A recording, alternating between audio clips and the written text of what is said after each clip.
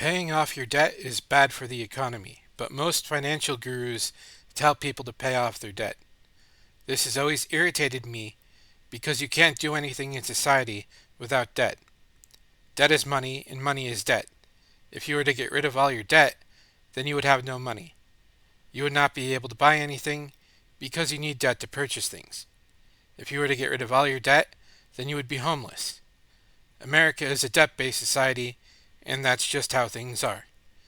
One can never escape debt without resorting to crime or being buried 6 feet under. There are 3 pillars of money creation in the United States. The first pillar is bank loans, and this includes student loans. Bonds are the second pillar. Treasuries are the third pillar. These are the traditional ways that new money is brought into the system. Most money creation in the U.S. is done through loans. America and the global economy require perpetual economic growth to prosper. If economic growth slows down, then we end up in recession territory. If economic growth comes to a halt, then we end up in depression territory. How do we stop economic growth from crashing? We create more money through the 3 traditional ways that were outlined above. Unfortunately, all 3 methods of money creation are in bad shape right now. Banks are decreasing the number of loans they approve, and college enrollment is down. Bonds and treasuries are not looking so hot either. Therefore, I think there is an opportunity for altering the system. The foundation for America's economic system is solid, but it is not executed properly. It would not require much to alter the system for the better. All you have to do is cap the mandatory monthly payments on loans at $1 or $2. The object isn't to pay off the loans, but to keep them active. You could even add a limit to how many loans could be taken out at a time. This would incentivize people to pay off their loans, so they could take out more loans in the future. But the current system doesn't work. Taking out loans and then paying 20 or 30% interest on top of the principal is not sustainable. This forces more people to default and takes money out of the system. Once that money comes out of the system, then the money supply retracts. This is obviously a bad thing for the economy.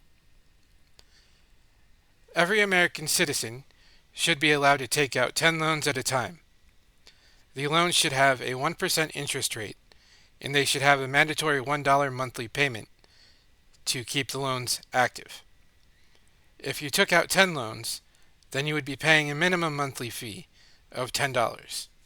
This would allow you to focus on paying off what loans you want to focus on first, and ignore the others until you are ready. Once you take out 10 loans, then you won't be able to take out any more until you pay off one of them first. Therefore, there is a built-in incentive to pay off the loans while the creditors are still getting some money. We could use student loans as an example. There are 43 million student loan borrowers. Under my plan, each student loan borrower would be paying a mandatory $1 fee to keep the loans active each month. This means that every month the U.S. government would be getting $43 million from student loan borrowers at a minimum.